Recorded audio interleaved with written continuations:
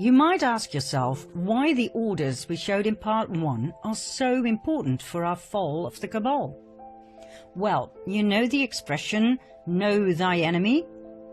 In order to understand the magnificence of their elite plan and the magnitude of their evil intent, we must first identify whom we are dealing with here. There is so much misinformation going around, not only on the internet, but also in our history books. That, by the way, were never written by neutral observers, but always by the winners. If you don't understand where the Cabal comes from, how far back they go in history, if you don't know how we were led to believe that all of these orders and movements were separate entities that came and went in history, independently and rather harmlessly, then you will most certainly not understand nor believe the true identity of the Cabal. You will miss the fact that we find ourselves at the final stage of their master plan. And if you don't fully comprehend in which danger we find ourselves, you will not know what to do at the moment suprême. That is why we make this documentary, so you can wake up, see through all the lies, and take action to claim your sovereignty back. That's when you'll understand what we said in the previous series. History books will have to be rewritten. Okay, let's see where and when our two storylines meet, shall we? It was in 1748 in southern Germany, Bavaria, in a small town called Ingolstadt. A boy was born. His name was Johann Adam Weishaupt. At the age of 5, his father died. The Jesuits took him under their wings and groomed Adam, who turned out to be a highly intelligent and strong-minded individual, to become a professor in canon law at the Jesuit University of Ingolstadt. He rewrote ancient historical documents in which the ideology of Lucifer would eventually lead to the complete control of the world. In 1773, a secret meeting took place between Meyer Amschel Rothschild and a select group of 12 elite Khazarian bankers and businessmen. Remember Rothschild, key player in our first storyline? The excessively wealthy and powerful Ashkenazi Khazarian banker from Frankfurt? Well, Rothschild proposed to join forces and riches with the purpose of world dominance. He had set his eye on Adam Weishaupt, who would be perfect to implement their plans in practice and run their organization. And so, on May the 1st, 1776, Adam Weishaupt founded the Bund der Perfektibilisten, the Order of the Perfectionists, later to be called the Order of the Illuminati. It was the fusion of the financial empire of the Rothschilds and the wealth and power of the military order of the Jesuits. Their goal? The creation of a world government and world dominance. Although Weishaupt's name is commonly known among those who study this material, not many people are aware of the fact that he based his Order of the Illuminati on ancient documents, one of which was a letter that was given to him by Rothschild. This letter, referred to as the Constantinople letter, was old and of extreme value to the Ashkenazim. It was 287 years old, written in 1489 by the Nazi, the chairman of the Jewish High Council in Constantinople, as a response to an outcry for help by the head of the Ashkenazi Jews in France. Remember the Khazarians who had fled Russia and who had changed their name to Ashkenazi Jews? They now felt threatened by the other ethnic groups in France. The king had even told them they had to convert to Christianity. The reply of the Nazi in the Constantinople letter was as follows.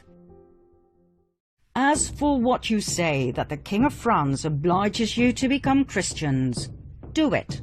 since you cannot do otherwise, but let the law of Moses be kept in your hearts. As for what you say about the demand to despoil you of your goods, make your sons merchants, that little by little they may despoil the Christians of theirs. As for what you say about their making attempts on your lives, make your sons doctors and apothecaries, that they may take away Christian lives. As for what you say about their destroying your synagogues, make your sons canons and clerics, in order that they may destroy their churches.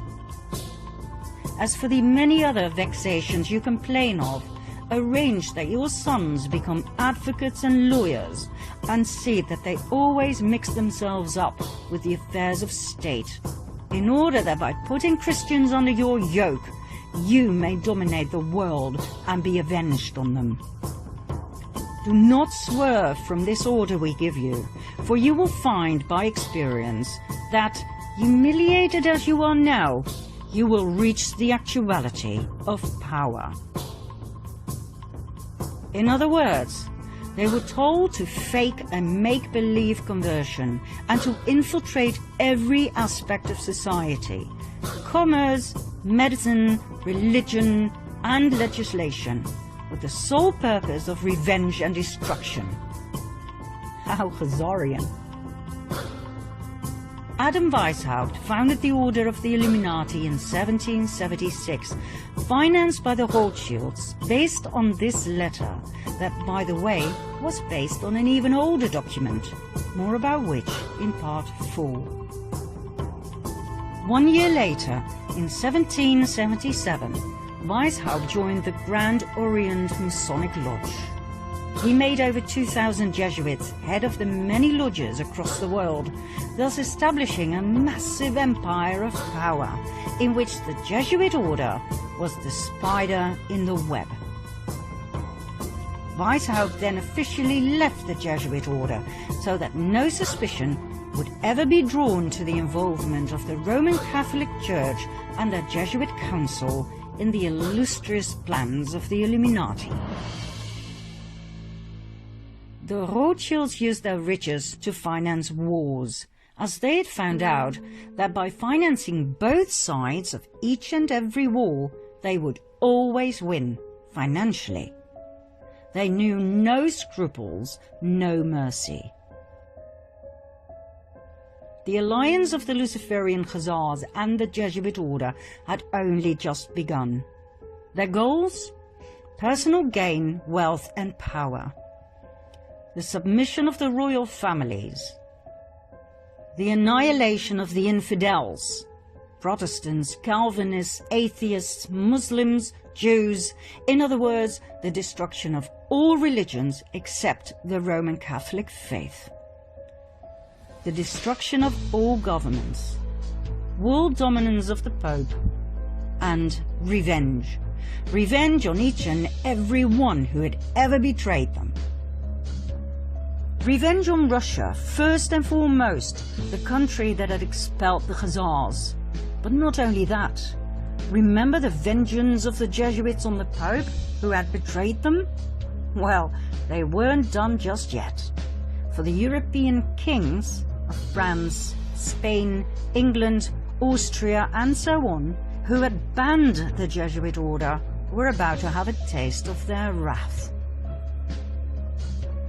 The first pawn the Illuminati alliance put forward was Napoleon Bonaparte. The fact that the French Revolution was indeed orchestrated by elite secret societies was documented and proven by the French Jesuit Augustin Baruel. He wrote an influential account in which he focused in particular on Adam Weishaupt, founder of the Order of the Illuminati. According to Baruel, the French Revolution was orchestrated by Freemasons and philosophers like Voltaire and Montesquieu. We'll get back to Baruel in a later stage, so remember his name. Napoleon's advisor was a Jesuit, Emmanuel Sillet. He advised Napoleon on where to go and what to do. In today's language, we would call Sillet his handler. According to many historians and researchers, the Jesuits were the ones who orchestrated and directed the French Revolution and the outcome. Napoleon was a Masonic Grand Master. He was chosen and initiated by the order to play a key role in their planned revolution. Napoleon's brother, Louis Bonaparte, was made Grand Master of the Grand Orient of France. His wife Josephine was a member of the Mason Rite of Adoption. Under Napoleon's rule, the number of lodges in France grew from 300 to 1,220. Napoleon was a puppet of the cabal. We were led to believe he was the front man, but he was not. The hidden hand that some historians believe was to cover an ulcer, seriously, was actually a common Masonic gesture called the sign of the Master of the Second Veil. Many world leaders have shown this sign throughout the ages.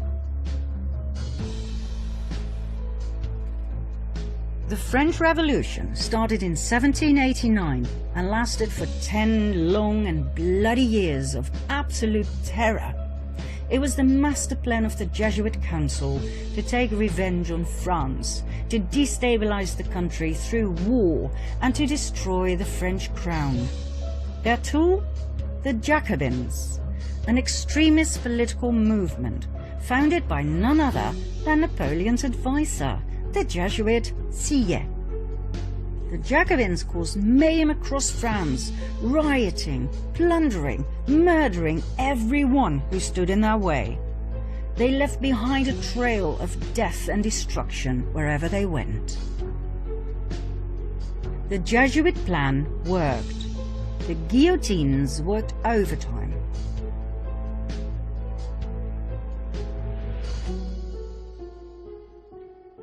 The Jesuit order is the most dangerous of all orders. It has caused more harm than all other orders. The doctrine of the Jesuits entails that their supreme general is the sovereign of sovereigns and master of the world. After the French Revolution had ended, the Napoleonic Wars started.